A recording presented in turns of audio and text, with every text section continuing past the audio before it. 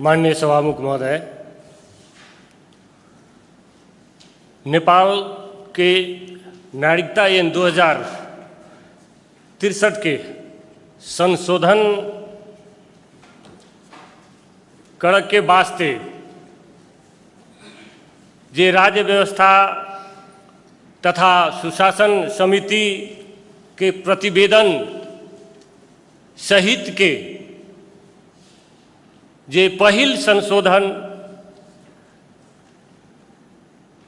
2077 जे संघीय संसद में प्रस्तुत कैल गेल छै, निश्चित रूप से एहि पर सिंहो सदन के ध्यान आकर्षण भेल छै और ओहि मूल ऐन के दफा 5 में बहुत मार्मिक विषय के चर्चा कैल गेल छै, जे कि नेपाली जनता के साथ कोनो विदेशी महिला यदि वैवाहिक संबंध में जुड़ल छै तो ओई महिला के 7 वर्ष के बाद में जे अंगीकृत नागरिकता देव के प्रावधान रखने छै। निश्चित रूप से ई एकटा महिला प्रति के विभेद के नीति अनुसार ई संविधान ई संशोधन नागरिकता संशोधन लायल छै, अपने आप में ई चिंताजनक विषय बनल छै।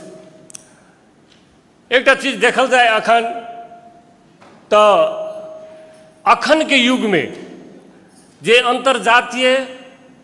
और अंतरराष्ट्रीय विवाह के बंधन में बाधा के एकटा परंपरा जे आगाड़ी बढ़ल छै, तई समय में जे कोनो देश के विदेशी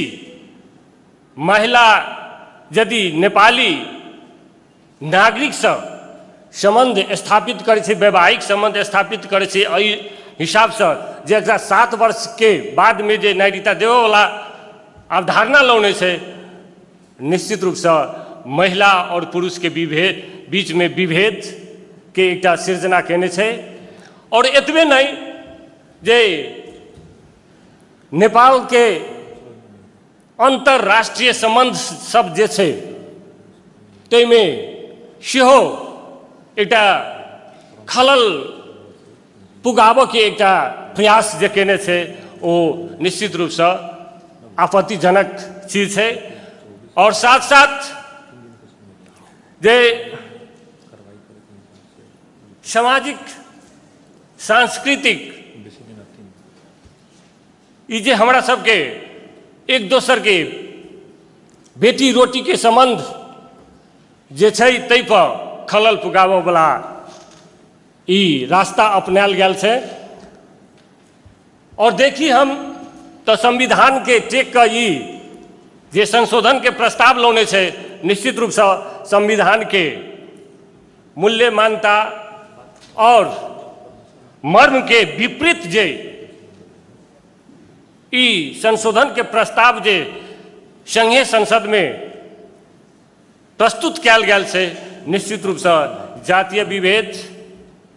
वर्गीय विभेद, सामाजिक सांस्कृतिक और लैंगिक विभेद के जे बुझाई छै जे ई विभेदकारी नीति अपना कर नस्लीय चिंतन से ऊपर नहीं उठ कर जे विभेदकारी नीति तहत जे ई संशोधन के प्रस्ताव लौने छै, निश्चित रूप से बहुत ही आपत्तिजनक छै। तै दुआरे प्रदेश सभा के कार्य संचालन नियमावली 2075 के नियम 73 के बमोजिम सार्वजनिक महत्व के सुझाव प्रस्ताव के छलफल के क्रम में हम छलफल के लेल गरिमामय सदन में प्रस्ताव पेश करी छी। धन्यवाद।